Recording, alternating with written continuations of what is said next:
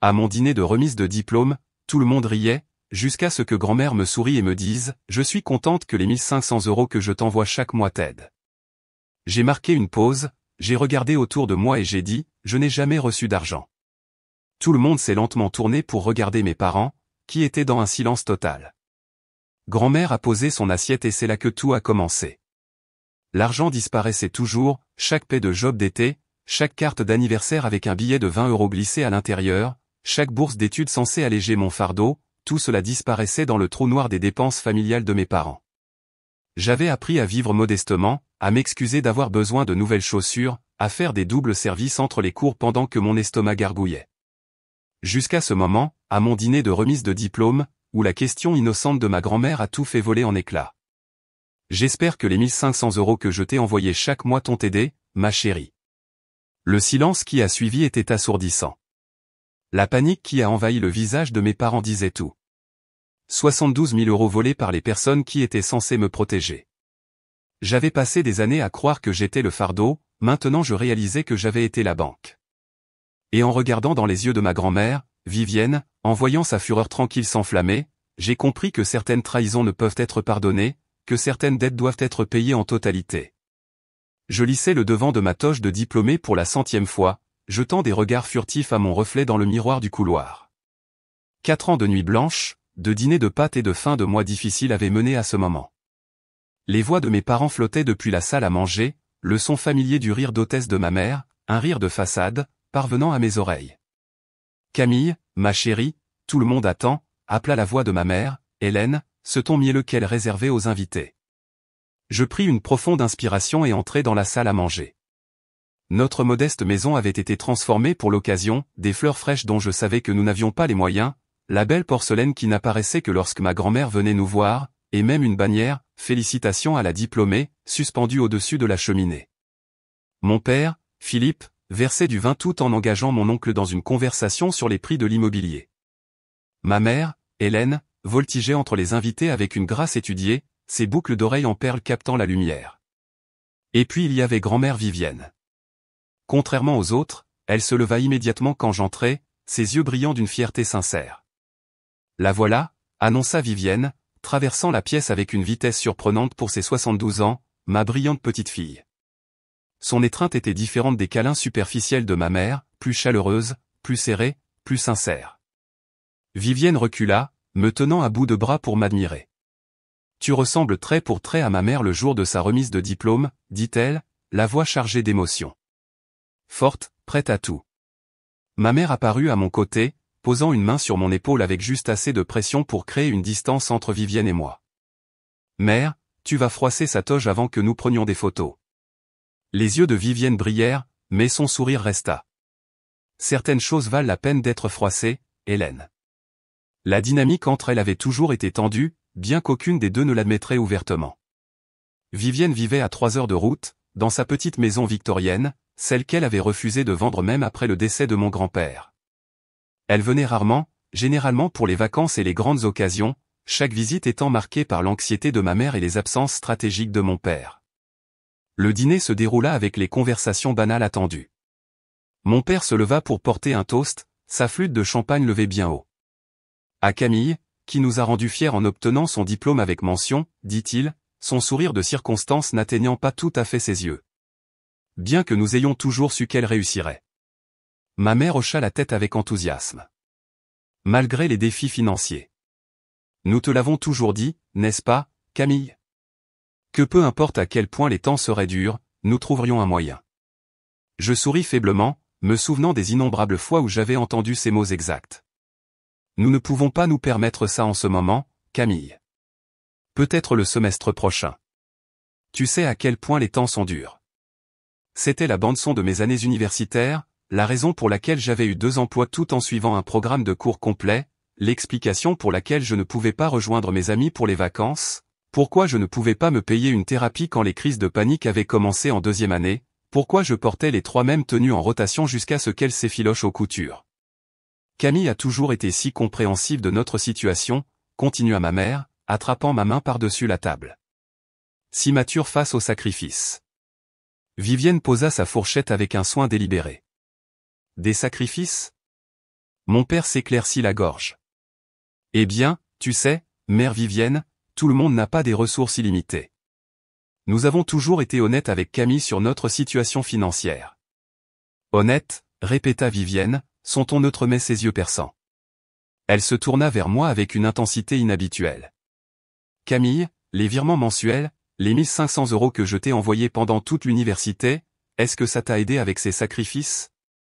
La table devint silencieuse. Mon verre se figea à mi-chemin de mes lèvres tandis que je digérais ces mots.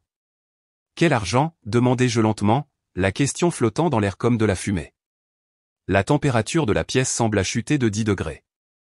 Mes yeux se tournèrent vers mes parents, qui étaient devenus complètement immobiles. Le visage de ma mère s'était vidé de toute couleur, tandis que la mâchoire de mon père se contractait de manière presque imperceptible.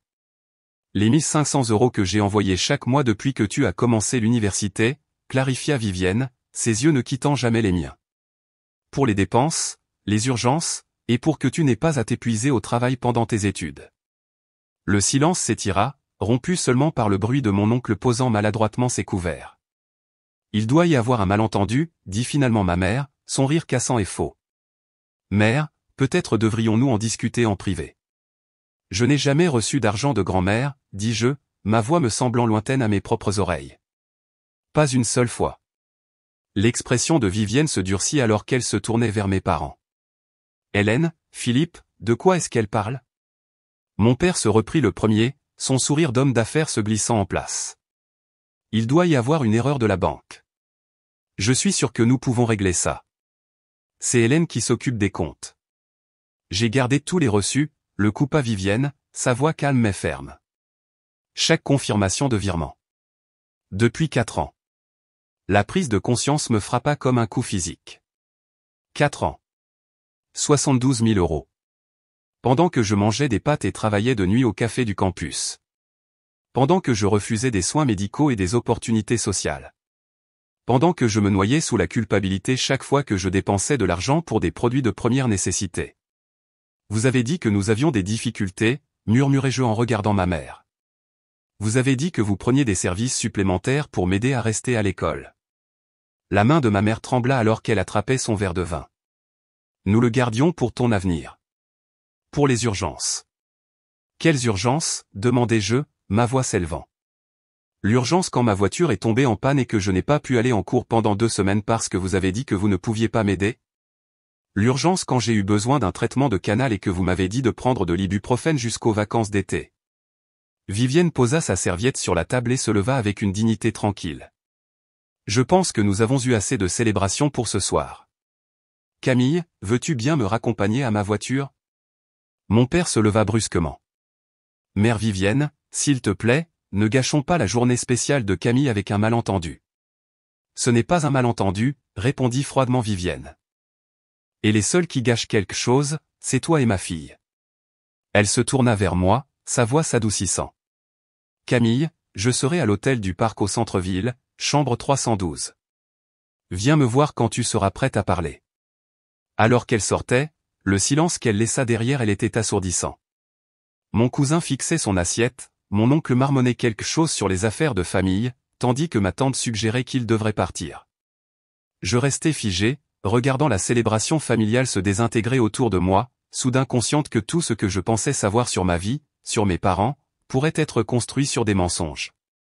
Le sommeil refusa de venir cette nuit-là. J'étais allongé dans ma chambre d'enfant, fixant les étoiles phosphorescentes que mon père avait mises au plafond quand j'avais 10 ans, l'un des rares souvenirs heureux que j'avais avec lui. La conversation avec mes parents après le départ de tout le monde avait été brève et insatisfaisante. Nous te protégions, avait insisté ma mère, son mascara coulant de larmes de crocodile. Tu n'étais pas prête pour ce genre d'argent. Nous allions te le donner après la remise de diplôme, comme une surprise. Mon père avait été plus stratégique. Ta grand-mère a toujours essayé de contrôler cette famille avec son argent. Nous t'enseignons l'indépendance. Indépendance.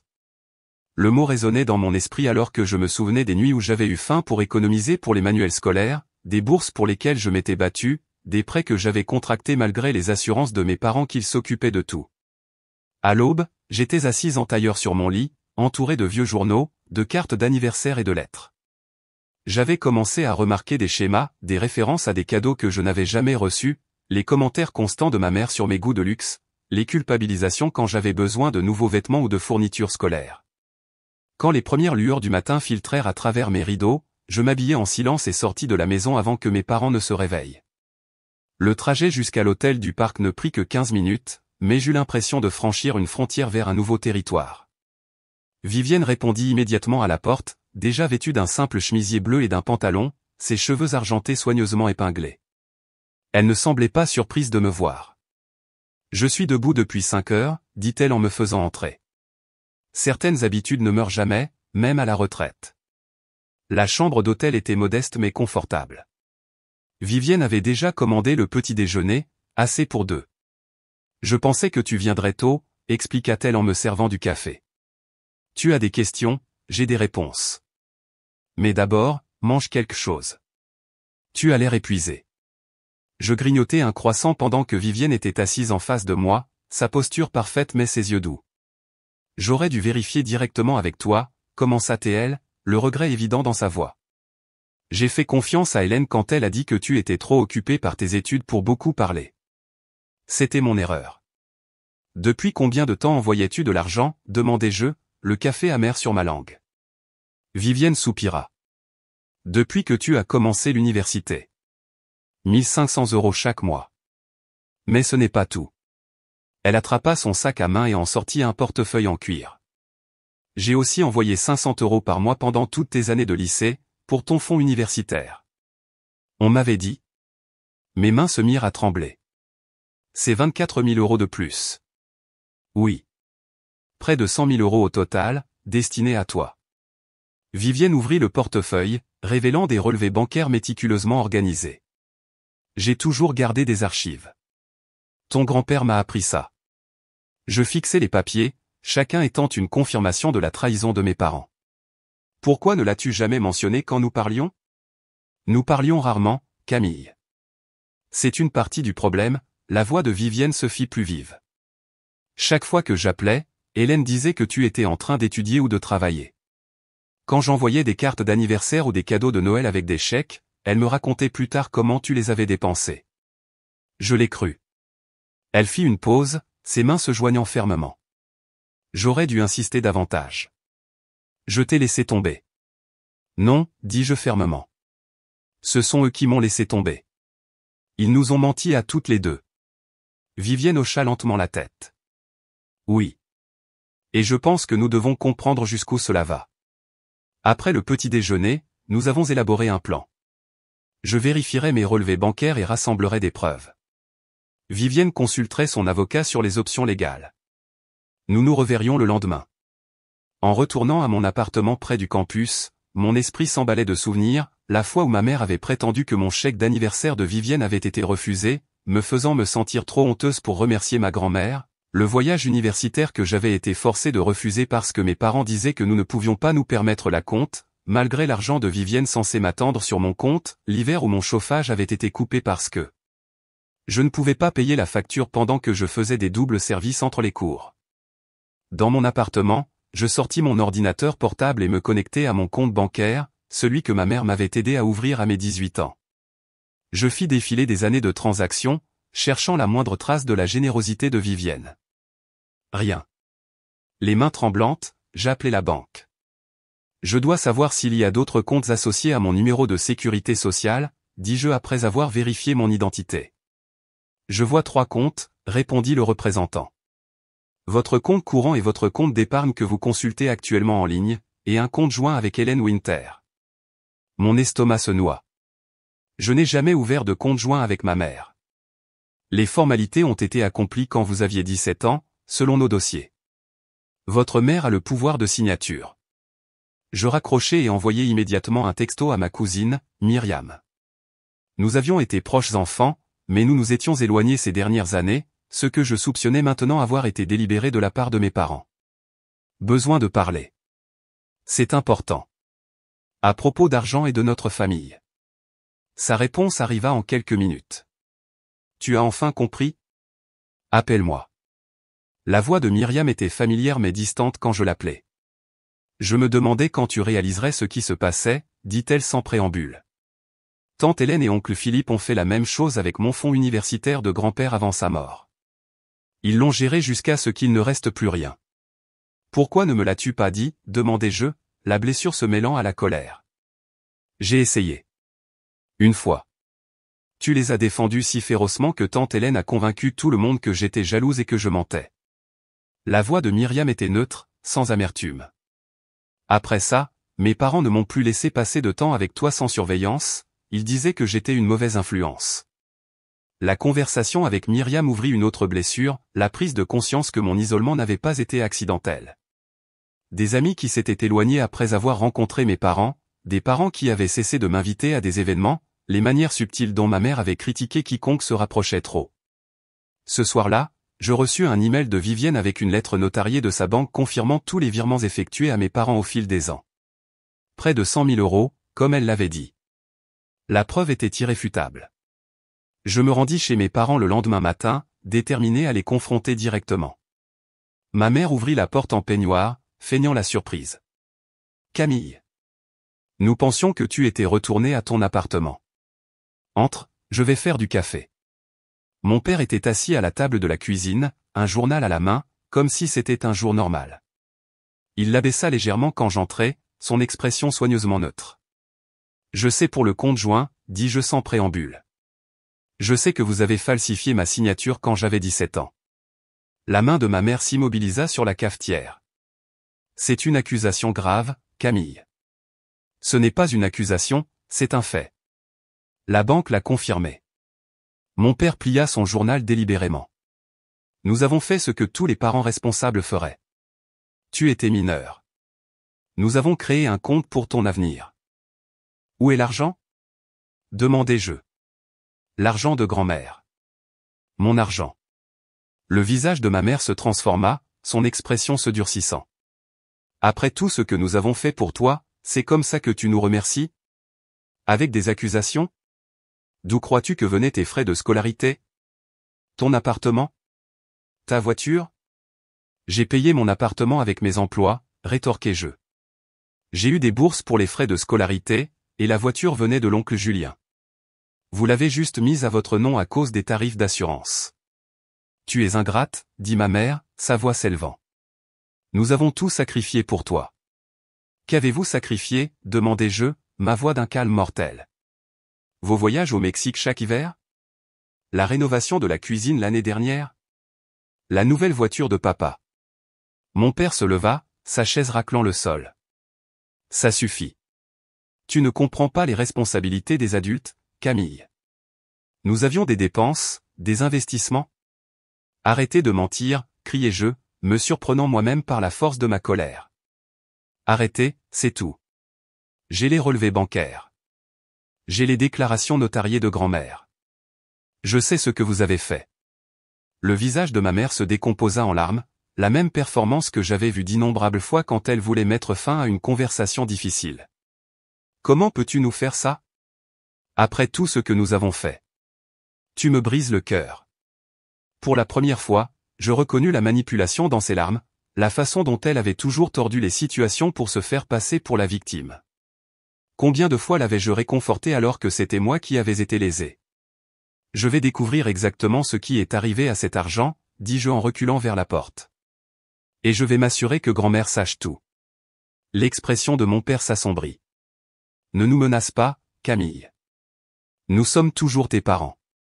Plus maintenant, murmurai-je, les mots me brûlant la gorge. Plus après ça. Je quittai leur maison, me sentant à la fois brisé et étrangement libre.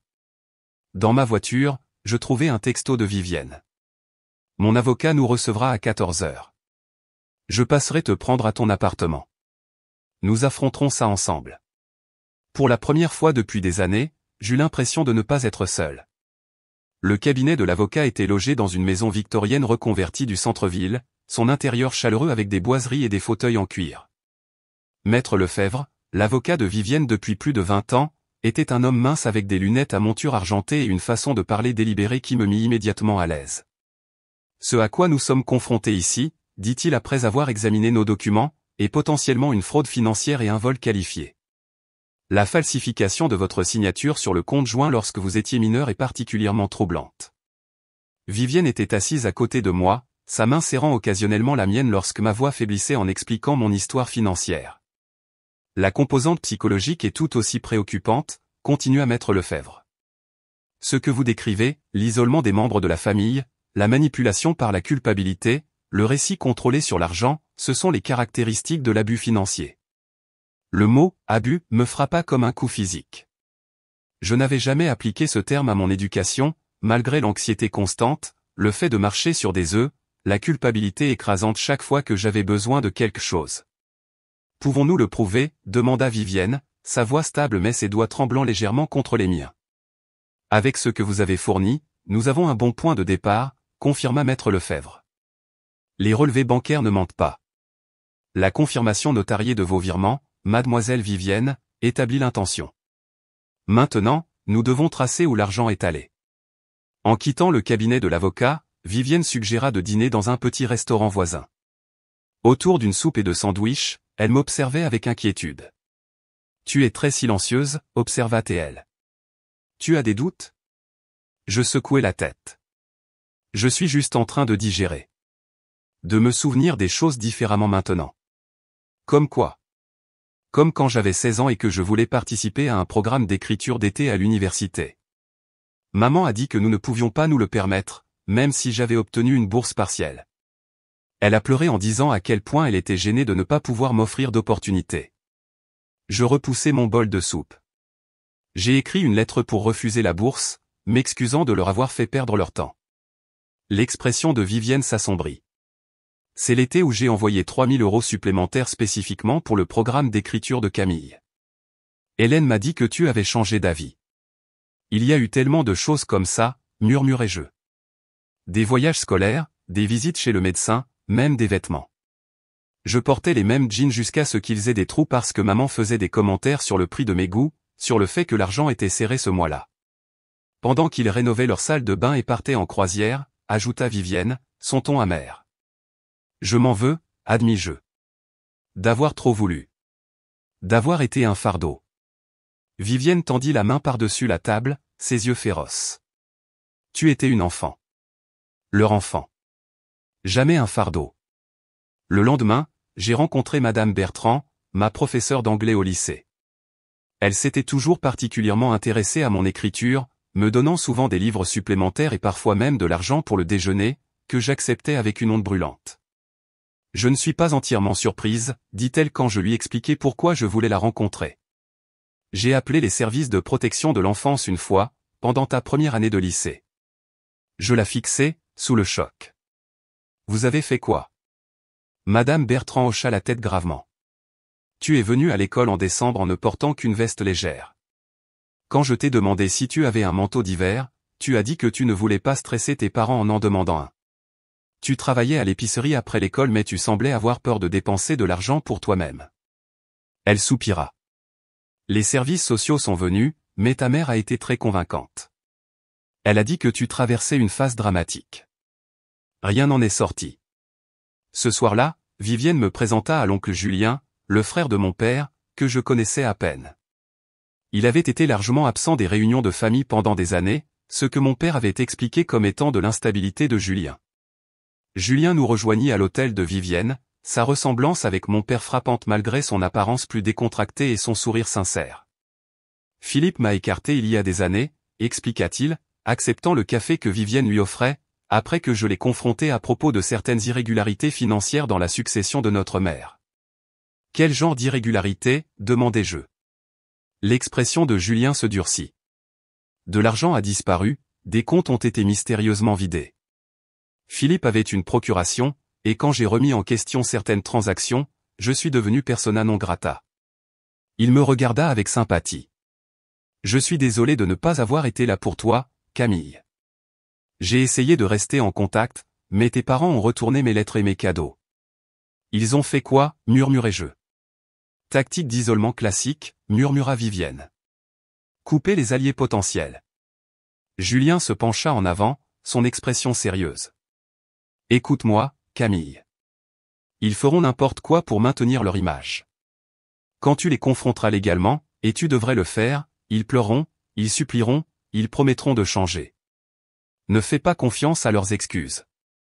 Cette nuit-là, comme par un signal, mon téléphone s'illumina de messages de ma mère, des textos doux et conciliants, promettant des explications, m'invitant à dîner pour arranger les choses en famille. Je montrai les messages à Vivienne, qui restait une semaine de plus en ville pour me soutenir. N'y va pas seul, m'avertit-elle. Ils te domineront en nombre, manipuleront la conversation. Si tu veux les écouter, j'irai avec toi. Mon petit ami, Thomas, appela pendant que j'étais avec Vivienne. Nous sortions ensemble depuis 8 mois. Il était gentil et stable, bien qu'un peu conventionnel.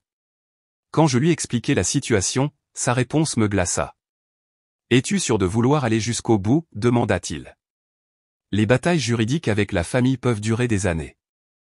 Peut-être qu'ils essayaient vraiment de te protéger, à leur manière. Ils m'ont volé, dis-je, n'en croyant pas sa réponse. Ils m'ont menti toute ma vie.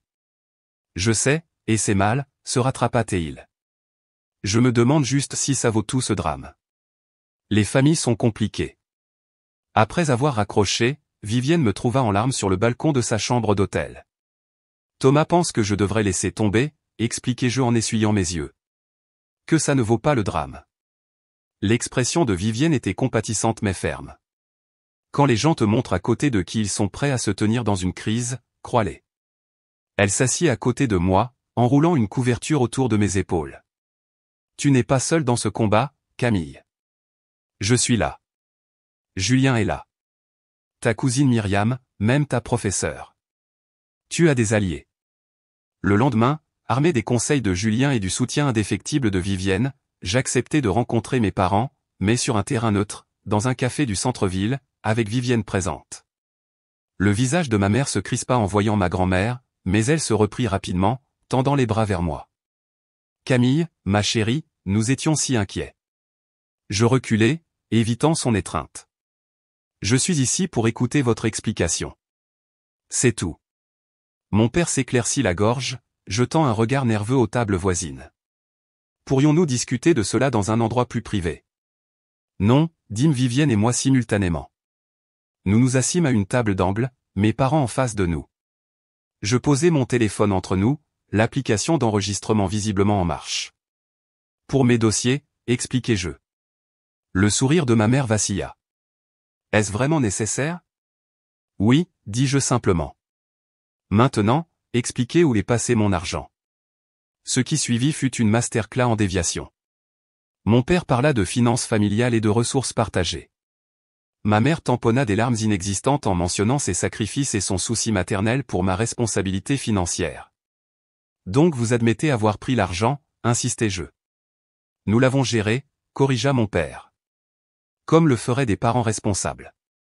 Tu ne savais pas comment gérer de grosses sommes. Comment le sauriez-vous, rétorquai-je. Vous ne m'en avez jamais donné l'occasion.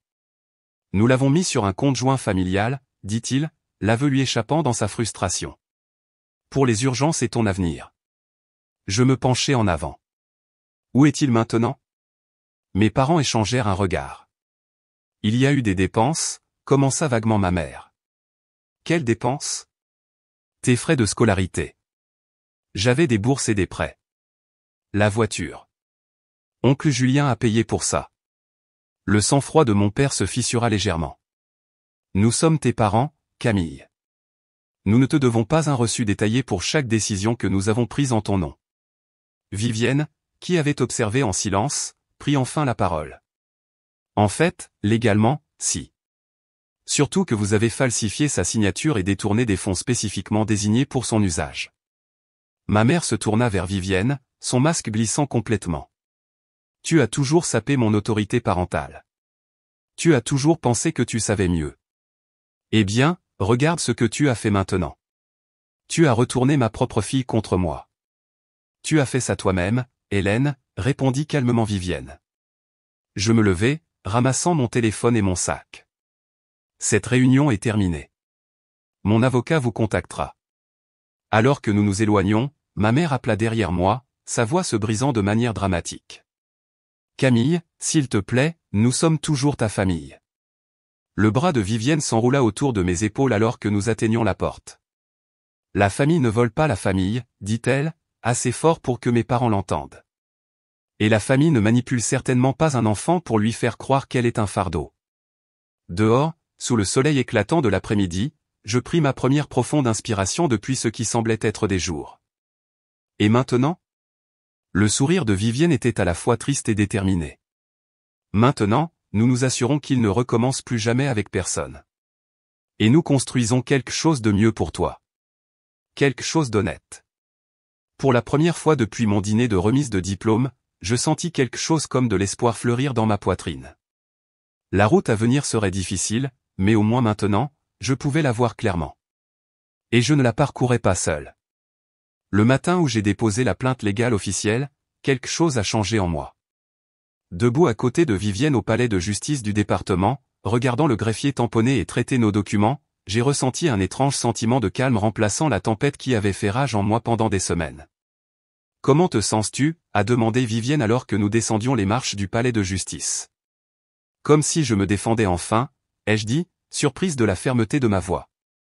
La plainte était complète, fraude financière, faux et usage de faux, abus de confiance. Maître Lefebvre nous avait aidés à tout rassembler, les relevés bancaires, les lettres notariées de Vivienne confirmant l'usage prévu de ces dons, le témoignage de Julien sur des schémas antérieurs de détournement de fonds, et même une déclaration de Madame Bertrand sur ses inquiétudes pendant mes années de lycée. Ils ne vont pas se laisser faire, a averti Vivienne alors que nous retournions à son hôtel. Elle avait prolongé son séjour indéfiniment, quittant l'hôtel du Parc pour un appartement de location à long terme en centre-ville. Hélène s'est jouée la victime. Elle a appris des meilleurs. Son père était pareil. Je suis prête, ai-je dit, bien que mon estomac se torde à l'idée de ce qui allait arriver. La nouvelle s'est répandue rapidement dans notre petite ville. Ce soir-là, mon téléphone bourdonnait de textos d'amis de la famille et de parents éloignés, certains offrant leur soutien, d'autres exigeant des explications. L'histoire avait commencé à se propager, Camille Winter poursuivait ses parents pour fraude. La décision de Vivienne de se distancier publiquement de mes parents a mis de l'huile sur le feu.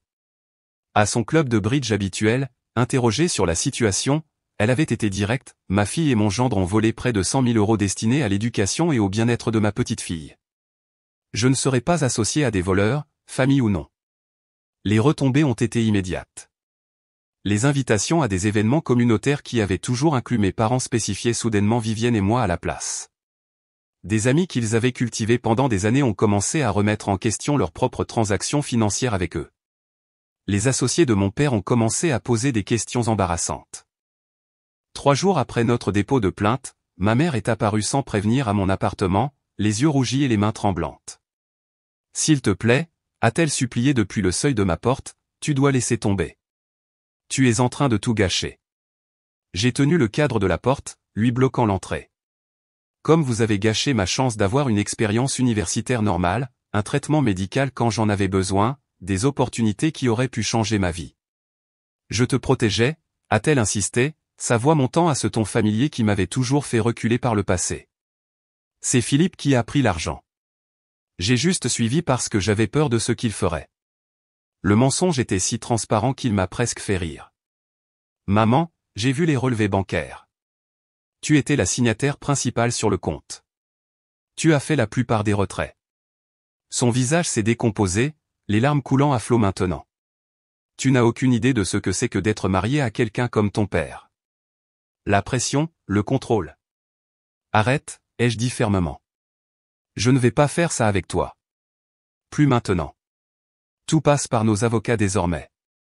Alors qu'elle ouvrait la bouche pour protester, la voiture de Vivienne est arrivée sur le parking. Ma grand-mère s'est approchée d'un pas déterminé, son expression se durcissant à la vue de sa fille. Hélène, a-t-elle dit froidement, c'est inapproprié. Camille a clairement fait savoir qu'elle ne voulait pas de contact direct. Ma mère s'est tournée vers Vivienne, son chagrin se transformant instantanément en rage. C'est toi qui as fait ça. Tu l'as retourné contre nous. Tu as toujours été jalouse de ma relation avec Camille. Vivienne n'a pas bronché. Quelle relation, Hélène? Celle où tu l'as manipulée et volée? Où tu l'as isolée de tous ceux qui auraient pu l'aider? Cette relation-là. Tu n'as aucun droit. J'ai tous les droits, a interrompu Vivienne, sa voix comme de l'acier. Tu as volé à ta fille sa dignité. Cela ne peut pas être annulé avec des larmes et des excuses. Ma mère la fixait, la bouche ouverte de choc. Vivienne avait toujours été quelque peu déférente envers sa fille par le passé, évitant la confrontation directe. Cette nouvelle Vivienne, féroce, était une révélation. J'en ai fini avec vous, a poursuivi Vivienne. Depuis hier, j'ai changé mon testament. Toi et Philippe n'êtes plus bénéficiaires de quoi que ce soit que je laisse derrière moi. Tout ira à Camille et à des œuvres de charité qui soutiennent les victimes d'abus financiers familial. Le visage de ma mère est devenu blanc. Tu ne peux pas faire ça. C'est déjà fait. Vivienne a pris mon bras doucement. Entre, Camille. Nous avons des plans pour le dîner à discuter. Cette nuit-là, Thomas a appelé pour me dire qu'il ne pouvait pas continuer notre relation. C'est trop, a-t-il dit, sa voix tendue. L'affaire judiciaire, le drame familial. Je n'ai pas signé pour ça, Camille.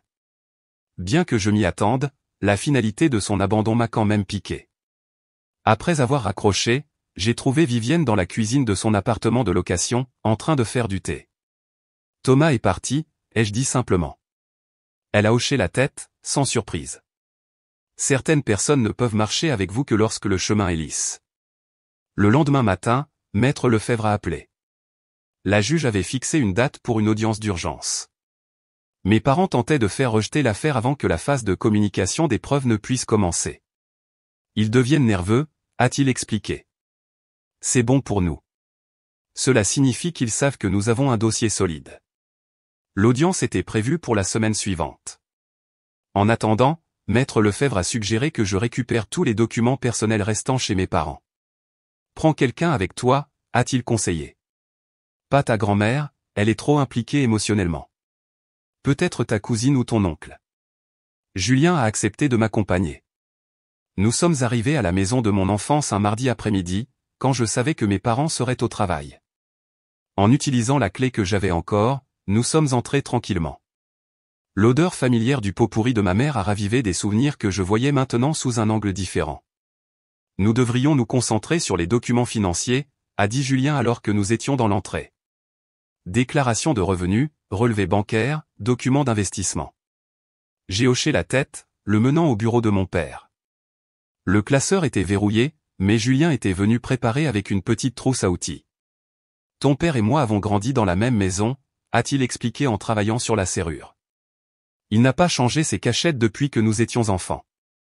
À l'intérieur du classeur, nous avons trouvé une mine de documents, non seulement sur mes comptes, mais aussi sur des situations similaires avec d'autres membres de la famille. Un dossier intitulé « Fiducie Myriam » contenait des registres de transfert d'un compte établi par mon grand-père pour l'éducation de ma cousine. Un autre dossier, « Succession JW », contenait des papiers relatifs à la sœur de ma grand-mère, Judith, décédée 10 ans plus tôt. Ils font ça depuis des années, a marmonné Julien, son expression s'assombrissant en parcourant les pages. À plusieurs membres de la famille. Nous avons tout photographié, en prenant soin de ne pas déranger l'arrangement original. Alors que nous nous préparions à partir, j'ai fait un détour par mon ancienne chambre, voulant récupérer quelques souvenirs d'enfance. La pièce avait été transformée. Mon lit jumeau avait disparu, remplacé par un vélo d'appartement et un banc de musculation. Mes étagères avaient été enlevées, les murs repeints. Il ne restait aucune trace de moi. Il prévoyait de m'effacer, même avant tout ça, ai-je réalisé à voix haute, ma voix résonnant dans l'espace inconnu.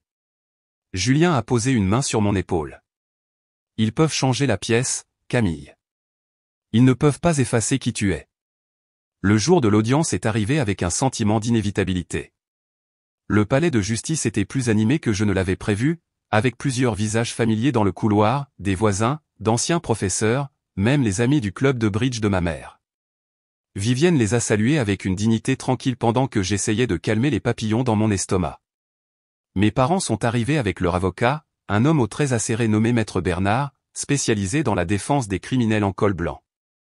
Ma mère était vêtue de couleur sobre, son maquillage minimal, jouant le rôle de la parente blessée. Mon père avait l'air sombre mais maître de lui dans son meilleur costume. À l'intérieur de la salle d'audience, la juge Duval, une femme sévère d'une 60aine d'années, a examiné nos dossiers avec une précision méthodique. Après que les avocats ont présenté leurs arguments initiaux, elle m'a regardé directement. Mademoiselle Winter, je crois comprendre que vous souhaitez faire une déclaration. Bien que ce soit inhabituel à ce stade, étant donné la nature de cette affaire, je vais l'autoriser.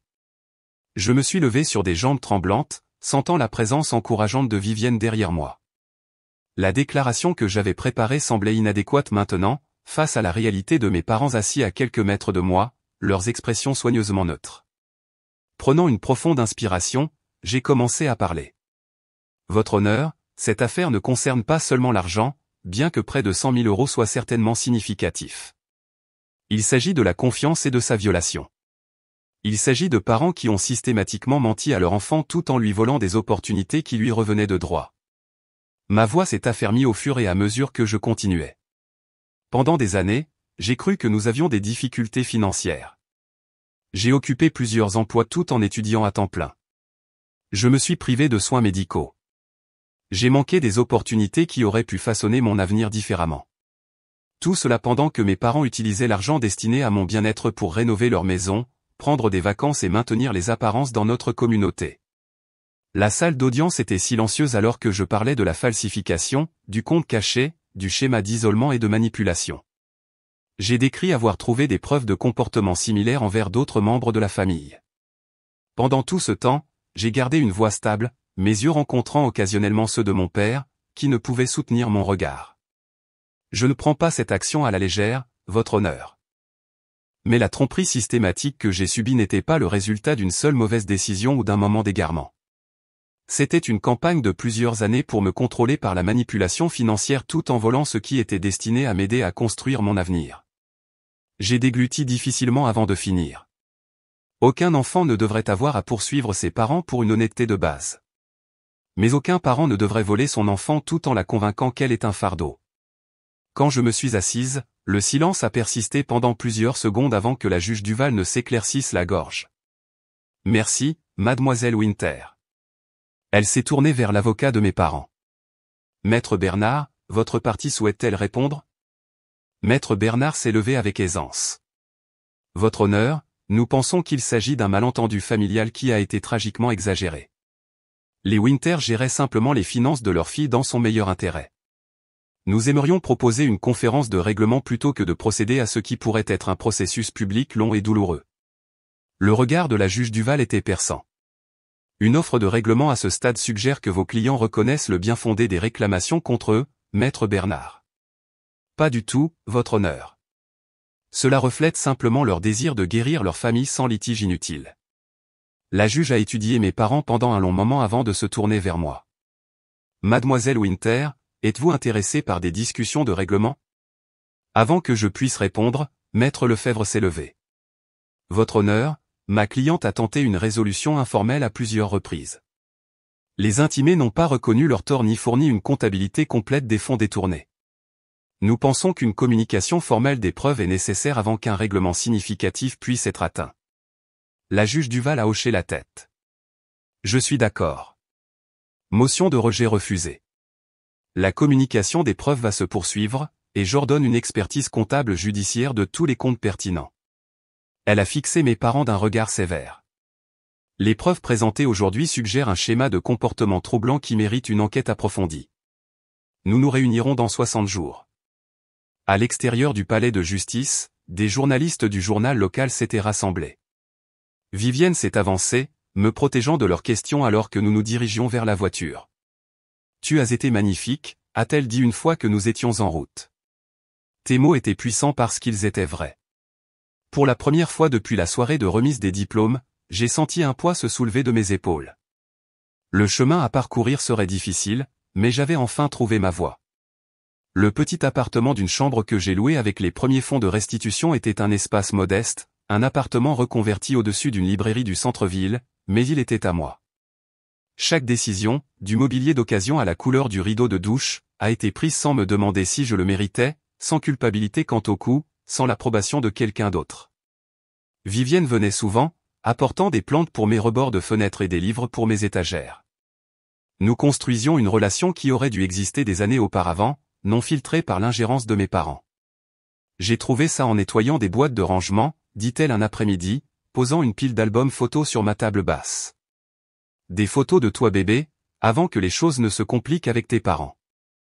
Nous nous sommes assis ensemble sur mon canapé usé, tournant des pages remplies d'images que je n'avais jamais vues, Vivienne me tenant à l'hôpital, la célébration de mon premier anniversaire chez elle, un Noël où elle s'était déguisée en Père Noël. Ils m'ont caché ça, dis-je, traçant une photo de Vivienne me poussant sur une balançoire. Je n'ai jamais su que nous avions eu ces moments. Ils ont commencé à limiter mon accès à toi quand tu avais environ 3 ans, expliqua Vivienne, sa voix teintée d'une vieille douleur. Hélène trouvait des excuses, tu étais malade, tu avais des projets, tu étais trop fatigué pour des visiteurs.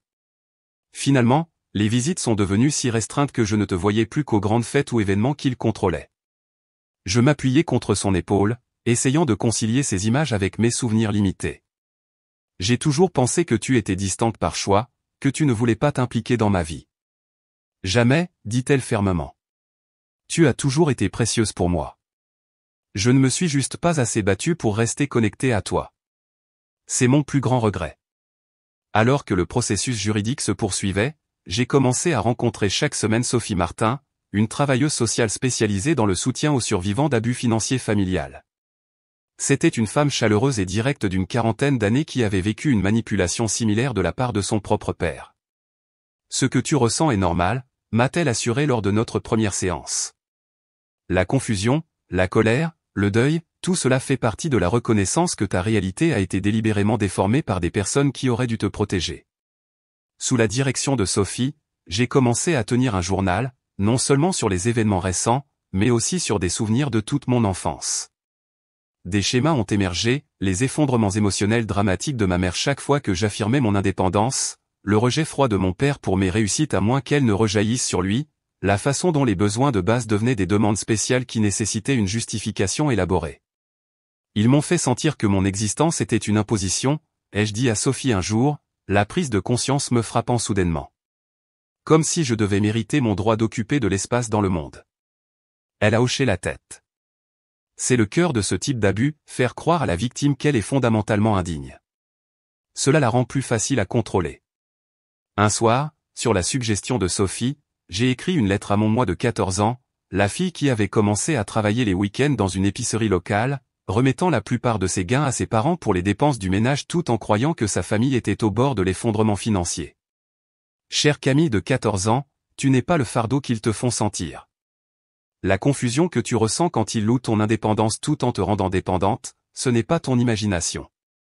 La culpabilité que tu portes d'avoir besoin de nouvelles chaussures ou de vouloir participer au voyage scolaire, tu ne la mérites pas. La façon dont tu as appris à te faire plus petite, à avoir moins besoin, à t'excuser d'exister, rien de tout cela n'est parce qu'il y a quelque chose qui ne va pas chez toi. L'argent que tu gagnes qui disparaît entre leurs mains, il n'aide pas vraiment à payer les factures. Les histoires sur les difficultés financières sont des mensonges conçus pour te garder reconnaissante pour des miettes. L'isolement que tu ressens vis-à-vis de tes amis et de ta famille n'est pas parce que tu es antipathique ou trop nécessiteuse, c'est délibéré. J'aimerais pouvoir te dire que ça s'améliorera bientôt, mais la vérité est que cela prendra des années avant que tu ne découvres ce qu'ils ont fait. Mais quand tu le feras, tu trouveras un vrai soutien. Tu trouveras ta grand-mère, la femme qu'ils ont tenue à distance toute ta vie. Tu trouveras ta voix. Tu commenceras à comprendre que tu mérites une dignité et une honnêteté de base. Tu n'es pas seul, même si tu en as l'impression maintenant. Garde ces petits rêves en vie. Continue d'écrire dans ton journal caché. Continue de croire qu'il pourrait y avoir plus dans le monde que ce qu'il te montre.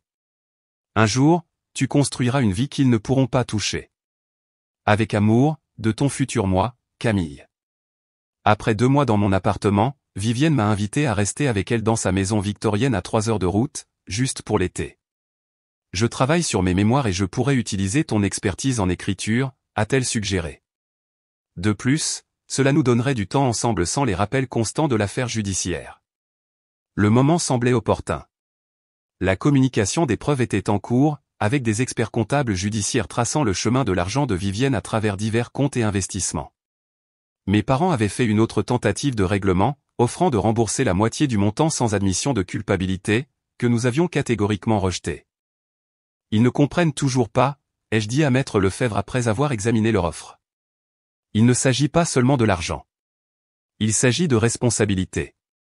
La maison de Vivienne était exactement comme je l'avais imaginé d'après les quelques fois où elle l'avait décrite, une gracieuse maison victorienne à 2 étages avec un large porche et des jardins qui fleurissaient avec une planification soignée. Ma chambre donnait sur un érable japonais qui projetait des ombres tachetées sur le parquet. C'était censé être ta chambre chaque fois que tu venais, expliqua Vivienne en m'aidant à déballer. Je continuais d'espérer que tes parents s'aideraient et te laisseraient rester pour les étés ou les vacances scolaires. Pour la première fois depuis la remise des diplômes, je me sentais vraiment en paix. Les matinées étaient consacrées à aider Vivienne avec la recherche pour ses mémoires, un projet qu'elle avait commencé après avoir pris sa retraite de l'enseignement de l'anglais dans un collège communautaire local. Les après-midi étaient pour moi, pour lire, marcher ou travailler sur ma propre écriture. Les soirées étaient réservées aux longues conversations sur le porche, comblant les décennies de connexion que nous avions manquées. Un week-end, ma cousine Myriam est venue nous rendre visite, apportant de vieilles photos de famille et des histoires que je n'avais jamais entendues. Nous nous sommes assises dans la véranda de Vivienne, reconstruisant des relations qui avaient été déformées par les récits de mes parents. Ils m'ont dit que tu pensais être trop bien pour le reste d'entre nous, a admis Myriam en triant des photos d'une réunion de famille dont je me souvenais à peine. Que tu ne voulais pas être associé au côté campagnard de la famille. J'ai secoué la tête, la douleur familière du temps perdu s'installant dans ma poitrine. Ils m'ont dit que vous aviez tous arrêté de m'inviter parce que j'étais difficile et exigeante. Triangulation classique, a dit Myriam, le terme familier de mes séances avec Sophie. Gardez tout le monde séparé pour que personne ne compare les notes. Nous avons été interrompus par le son du système de sécurité de Vivienne. Par la fenêtre, j'ai vu la voiture de ma mère arriver dans l'allée.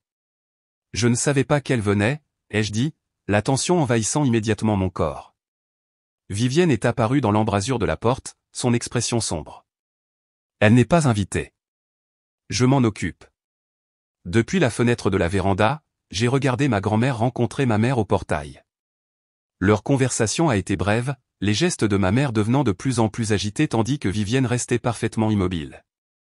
Finalement, ma mère s'est effondrée en larmes, tombant à genoux sur l'allée dans une démonstration que j'avais vue d'innombrables fois, la manipulation ultime quand tout le reste avait échoué. Vivienne n'a pas bougé pour la réconforter. Au lieu de cela, elle a prononcé quelques derniers mots et s'est retournée vers la maison, laissant ma mère affaler sur le chemin. Quand elle est revenue dans la véranda, le visage de Vivienne était calme, mais ses mains tremblaient légèrement. Qu'est-ce qu'elle voulait, ai-je demandé. Le pardon, a simplement répondu Vivienne. Elle prétend que ton père l'a quittée, qu'elle est seule et qu'elle réalise ses erreurs. Elle veut faire amende honorable. La crois-tu? Vivienne a examiné la question attentivement. Je crois qu'elle souffre. Je crois qu'elle peut même regretter certaines de ses actions. Mais je ne crois pas qu'elle soit capable du genre d'introspection honnête nécessaire à un véritable changement. Que lui as-tu dit? Qu'elle n'est plus la bienvenue chez moi. Qu'elle devra te rendre des comptes, pas à moi. Que nous ne sommes plus son système de soutien. Vivienne s'est assise à côté de moi, prenant ma main. Était-ce trop dur? J'ai pensé à toutes les années de manipulation, aux mensonges soigneusement construits, aux opportunités volées, aux relations sabotées. Non, ai-je dit finalement. C'était honnête. C'est tout ce que nous pouvons être maintenant. 2 semaines plus tard, j'ai reçu une lettre de ma mère.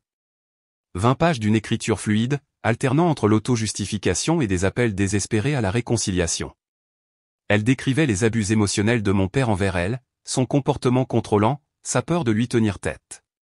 Elle prétendait avoir économisé une partie de l'argent de Vivienne sur un compte séparé pour les urgences, que mon père ne connaissait pas. J'ai lu la lettre 2 fois, cherchant quelque chose de sincère au milieu des schémas familiers de manipulation.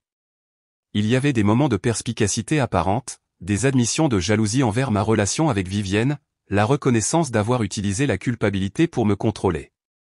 Mais ils étaient noyés dans des excuses et des déviations de responsabilité. Ce soir-là, j'ai fait un petit feu dans le foyer extérieur du jardin de Vivienne. Myriam et Vivienne m'ont rejointe alors que je plaçais la lettre sur les flammes, regardant les pages se recroqueviller et noircir. Je ne suis plus en colère, ai-je dit alors que la dernière page disparaissait dans les cendres. J'en ai juste fini. Le lendemain matin, Myriam m'a montré un article de journal sur son téléphone.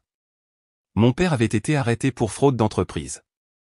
Apparemment, ses pratiques comptables créatives s'étendaient au-delà des fonds familiaux. L'entreprise où il avait travaillé comme contrôleur financier portait plainte pour détournement de fonds remontant à 5 ans. Je n'ai ressenti qu'une reconnaissance sourde. Bien sûr, il avait volé ailleurs. Le schéma était trop ancré pour se limiter à la famille. Ça va, a demandé Vivienne quand je lui ai montré l'article. Oui, ai-je dit, réalisant que c'était vrai. Leurs choix ne me définissent plus. Alors que l'été se transformait en automne, l'affaire judiciaire a atteint sa conclusion. Avec les preuves de l'expertise comptable et les problèmes juridiques distincts de mon père, mes parents ont accepté un règlement complet, remboursement de tous les fonds volés, plus des dommages et intérêts pour détresse émotionnelle. L'argent semblait presque accessoire maintenant. La vraie victoire était dans la reconnaissance de la vérité, dans la reconstruction de ma compréhension de ma propre vie. Avec une partie du règlement, j'ai pris une décision qui m'a surprise moi-même. J'ai créé un fonds de bourse d'études à mon alma mater pour les étudiants ayant connu des difficultés financières ou une rupture familiale. Nous l'avons appelé la fiducie Vivienne pour de nouveaux commencements. Pourquoi utiliser mon nom, a demandé Vivienne quand je lui ai montré les documents. Parce que tu m'as montré ce qu'est un vrai soutien, ai-je expliqué. Pas un contrôle déguisé en aide, mais une croyance sincère dans le droit de quelqu'un à construire son propre avenir. L'article est paru dans l'édition du dimanche du journal local. 6 mois après la finalisation du règlement, une diplômée révèle une fraude familiale passée inaperçue pendant des années. La journaliste, Aurélie Moreau, m'avait approché par l'intermédiaire de Maître Lefebvre, demandant à partager mon histoire dans le cadre d'une série sur l'abus financier au sein des familles. Les gens ne parlent pas de ça, avait expliqué Aurélie lors de notre entretien. Ils ont trop honte, sont trop confus quant à leurs propres expériences. Votre volonté de parler ouvertement pourrait aider d'autres à reconnaître ce qui leur arrive. L'article était réfléchi et détaillé, se concentrant non seulement sur les aspects financiers mais aussi sur l'impact psychologique de la manipulation à long terme. Quand il a été publié, je me suis préparé à une réaction négative, à des accusations de déloyauté familiale ou de recherche d'attention. Au lieu de cela, ma boîte de réception s'est remplie de messages d'inconnus partageant des expériences similaires, des enfants adultes dont les héritages avaient été détournés par des frères et sœurs, des grands-parents empêchés d'aider leurs petits-enfants, des étudiants dont les parents avaient utilisé le soutien financier pour contrôler leurs choix. Je pensais que j'étais la seule, a écrit une femme nommée Clara. Lire votre histoire, c'était comme voir ma propre vie se refléter pour la première fois. La professeure Marie Dubois, directrice du département de psychologie de mon université, m'a appelé pour m'inviter à prendre la parole lors d'un symposium sur le leadership étudiant. L'éducation financière et l'établissement de limites sont des compétences essentielles que nous n'enseignons pas efficacement, a-t-elle expliqué. Votre perspective serait inestimable. Debout sur le podium de l'auditorium du campus, face à des rangées d'étudiants à peine plus jeunes que moi, j'ai ressenti un calme inattendu. J'avais apporté mes journaux, le récit brut et non filtré de mon voyage de la confusion à la clarté. L'abus financier ne ressemble pas toujours à un vol évident, ai-je commencé, ouvrant une page cornée. Parfois, il ressemble à une protection qui vous maintient dépendant. Parfois, il sonne comme nous avons des difficultés pendant que les opportunités disparaissent. Parfois, il se ressent comme une culpabilité constante d'avoir des besoins normaux. J'ai lu des entrées s'étalant sur des années, des angoisses du lycée à propos de la demande de fournitures scolaires aux calculs universitaires pour savoir si je pouvais me permettre des antibiotiques pour une angine streptococcique. À chaque lecture, j'ai vu la reconnaissance poindre sur différents visages dans l'auditoire. La réaction a été écrasante. Des étudiants ont fait la queue après pour me parler, beaucoup partageant des confessions chuchotées de dynamiques similaires dans leur propre famille. Des membres du corps professoral ont demandé des listes de ressources et de signes avant-coureurs. Le centre de conseil de l'université a demandé la permission de développer un atelier basé sur mes expériences. Ce qui a commencé comme une seule intervention s'est transformé en une modeste plateforme. J'ai lancé un podcast intitulé « Hérité du silence », où j'interviewais des experts en abus financiers et partageais des histoires de survivants qui avaient repris leur autonomie. Chaque épisode se terminait par des ressources pratiques, options juridiques, groupes de soutien, outils d'éducation financière. Le podcast a gagné en popularité lentement, puis a attiré l'attention d'un producteur d'une station de radio nationale. Après la diffusion d'un reportage national, l'audience a explosé. 6 mois après le début du podcast, j'ai reçu un email qui m'a laissé sans voix. Il provenait d'une jeune fille de 16 ans d'une ville de province nommée Lily. J'écoute votre podcast en secret depuis des mois. Mes parents contrôlent tout, mon compte bancaire, l'argent de mon job d'été, même les heures que je travaille. Ils disent qu'ils m'apprennent la responsabilité, mais ils ne me laissent jamais vraiment prendre de décision. Après avoir entendu votre histoire, j'ai demandé de l'aide à ma conseillère d'orientation. Elle a contacté ma tante, que je n'ai pas vue depuis des années parce que mes parents disaient qu'elle était instable. Il s'avère que ma tante essaie de me joindre depuis tout ce temps. Elle m'aide à ouvrir un compte séparé pour mes gains et à postuler dans des universités sans que mes parents le sachent. Pour la première fois, j'ai l'impression d'avoir un avenir qu'ils ne peuvent pas contrôler. Je ne sais pas si j'aurai un jour le courage de les affronter comme vous l'avez fait, mais savoir que je ne suis pas folle ou ingrate de les remettre en question a tout changé. Merci de parler quand il aurait été plus facile de rester silencieuse. J'ai montré l'email à Vivienne, qui était devenue mon soutien le plus fidèle et une invitée fréquente du podcast. Ses yeux se sont remplis de larmes en le lisant. C'est pour ça que nous nous sommes battus, a-t-elle dit simplement. Pas seulement pour ton argent, mais pour toutes les Lily du monde. Sophie, qui était passée de ma thérapeute à mon amie et consultante occasionnelle pour le podcast, a suggéré que nous formalisions notre communauté grandissante. Ensemble, nous avons cofondé un groupe de soutien appelé « Fonds silencieux », axé sur l'éducation financière et la guérison de la manipulation familiale. Ce qui a commencé comme des réunions mensuelles dans un centre communautaire emprunté s'est étendu à des sections dans les villes voisines, puis à travers la région. Un mardi pluvieux, je suis rentré chez moi après avoir enregistré un épisode de podcast pour trouver une enveloppe épaisse dans ma boîte aux lettres. L'adresse de l'expéditeur était celle de ma mère, bien que je n'ai pas eu de ses nouvelles depuis la condamnation de mon père pour fraude d'entreprise 6 mois plus tôt. Il avait écopé de 5 ans, avec possibilité de libération conditionnelle après 3, une conséquence qui semblait avoir enfin brisé les défenses élaborées de ma mère. La lettre à l'intérieur était différente de ses précédentes tentatives de contact. Il n'y avait pas de taches de larmes, pas de déclaration dramatique, pas d'excuses élaborées. Au lieu de cela, il y avait un compte rendu simple et direct de ses actions au fil des ans, non seulement avec moi, mais avec d'autres membres de la famille. Elle a admis sa jalousie envers la relation de Vivienne avec moi, son ressentiment pour ma réussite scolaire, ses tactiques d'isolement délibérées conçues pour me maintenir dépendante. Je ne demanderai pas pardon, écrivait-elle vers la fin. Je ne le mérite pas, et le demander serait une autre forme de manipulation émotionnelle. Je veux seulement que tu saches que je vois clairement maintenant ce que j'ai fait, et que je travaille avec un thérapeute spécialisé dans les schémas de comportement narcissique. Que tu veuilles un jour avoir de nouveaux contacts avec moi est entièrement ton choix, et je respecterai toutes les limites que tu fixeras. Ce soir-là, j'ai fait un autre feu dans mon petit jardin. J'avais acheté une modeste maison près de celle de Vivienne au printemps précédent. Cette fois, en plaçant la lettre sur les flammes, le sentiment n'était pas de colère ou de finalité, mais de clôture tranquille. Ce chapitre de ma vie était vraiment terminé. Vivienne m'a rejointe sur le porche par la suite, enroulant une couverture autour de nos 2 épaules alors que nous regardions les braises s'éteindre. « Es-tu triste » demanda-t-elle en étudiant mon expression. J'ai réfléchi à la question. Pas triste, exactement. Juste consciente de ce qui aurait pu être, dans une autre réalité où ils auraient fait des choix différents. Tu as construit quelque chose de remarquable à partir des cendres, a dit Vivienne, désignant ma maison, ma vie, la communauté que nous avions créée. Quelque chose d'honnête. La semaine suivante, j'ai reçu une invitation à prendre la parole lors d'une conférence nationale sur l'éthique financière familiale. Le discours d'ouverture serait prononcé devant des conseillers financiers, des planificateurs successoraux et des conseillers familiaux, des professionnels qui pourraient aider à identifier et à prévenir des situations comme la mienne. En préparant mon discours, j'ai réfléchi au parcours depuis ce dîner de remise de diplôme jusqu'à aujourd'hui. L'argent avait été récupéré, la bataille juridique gagnée, mais la vraie victoire résidait dans la réappropriation de mon récit et dans l'aide apportée aux autres pour qu'ils se réapproprient le leur. Vivienne a insisté pour être au premier rang pour mon discours, ses cheveux argentés élégamment coiffés, ses yeux brillants de larmes non versées. À 83 ans, elle était devenue non seulement ma grand-mère, mais aussi ma plus proche amie, co-conspiratrice et conseillère la plus fiable. L'abus financier au sein des familles persiste parce que nous ne le nommons pas, ai-je commencé, parcourant du regard la salle de professionnels. Nous l'excusons comme étant de la protection, le rejetons comme un malentendu, ou le cachons par honte.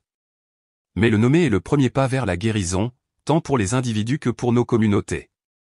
Pendant 40 minutes, j'ai parlé des signaux d'alarme, des points d'intervention et du rôle crucial des défenseurs financiers neutres pour les jeunes adultes. J'ai partagé des histoires anonymisées d'auditeurs de podcasts et de membres de groupes de soutien, soulignant les schémas qui transcendaient les origines socio-économiques et les structures familiales. L'argent lui-même est souvent secondaire par rapport au contrôle qu'il représente, ai-je expliqué. L'impact psychologique d'être amené à se sentir comme un fardeau, d'avoir son autonomie systématiquement sapée, s'étend bien au-delà de la perte financière. La guérison nécessite non seulement une restitution, mais aussi une reconnaissance, la reconnaissance que ce qui s'est passé était réel et mal. Après que les applaudissements se sont tus et que la session de questions-réponses formelles s'est terminée, une file s'est formée de personnes souhaitant me parler en privé. Parmi elles se trouvait un homme plus âgé aux yeux aimables et aux manières douces. Ma fille a cessé de me parler il y a 5 ans, a-t-il confié. Après avoir écouté votre podcast, j'ai réalisé que j'utilisais le soutien financier pour contrôler ses choix, où elle vivait, ce qu'elle étudiait, avec qui elle sortait. Je n'ai jamais vu cela comme de la manipulation jusqu'à ce que je vous entende décrire votre expérience. Il a fait une pause, retenant ses larmes. J'ai commencé une thérapie. Je lui ai envoyé une lettre d'excuse sans attente. Je ne sais pas si elle me pardonnera un jour, mais pour la première fois, je comprends pourquoi elle a dû s'éloigner. Plus tard dans la nuit, dans le calme de ma chambre d'hôtel, j'ai appelé Vivienne pour partager les événements de la journée. Tu as créé quelque chose d'important, a-t-elle dit, la fierté évidente dans sa voix. Quelque chose qui nous survivra à toutes les deux. Nous l'avons créé, les jeux corrigés. Je n'aurais rien pu faire de tout cela sans toi. Tu aurais trouvé ton chemin de toute façon, a insisté Vivienne. Tu as toujours eu cette force en toi. Alors que nous nous disions bonne nuit, j'ai pensé à la jeune femme effrayée et confuse que j'avais été à ce dîner de remise de diplôme, se croyant un fardeau, inconsciente de sa propre valeur, isolée par un plan minutieux. Le voyage de ce moment à celui-ci avait été douloureux mais nécessaire. J'ai ouvert mon ordinateur portable et j'ai commencé à taper l'introduction du livre que j'envisageais depuis des mois. Je n'ai pas perdu une famille ce jour-là, à mon dîner de remise de diplôme. J'ai trouvé le courage d'en construire une vraie. Une fondée sur l'honnêteté au lieu de la manipulation, sur le soutien au lieu du contrôle, sur l'amour au lieu de la peur. Ceci est cette histoire. Le curseur clignotait sur l'écran, stable et patient, attendant les mots qui transformeraient la douleur privée en un objectif public. Dehors, par ma fenêtre, les lumières de la ville scintillaient comme des étoiles, chacune représentant une vie connectée à d'innombrables autres par des fils invisibles d'influence et de soins. Quelque part là-outre, il y avait des gens encore piégés dans le silence, remettant encore en question leur propre perception, se croyant encore indignes de la dignité la plus élémentaire. Pour eux, je continuerai à parler. Pour eux, je continuerai à transformer l'héritage en plaidoyer. Pour eux, et pour la jeune femme que j'étais, je m'assurerai que le silence prenne fin ici. Que sacrifieriez-vous pour récupérer votre dignité volée? Jusqu'où iriez-vous pour protéger ceux que vous aimez vraiment? Si cette histoire de trahison et de rédemption a résonné en vous, s'il vous plaît, aimez, abonnez-vous et partagez pour plus de récits puissants qui explorent les ombres au sein des familles et le courage qu'il faut pour entrer dans la lumière.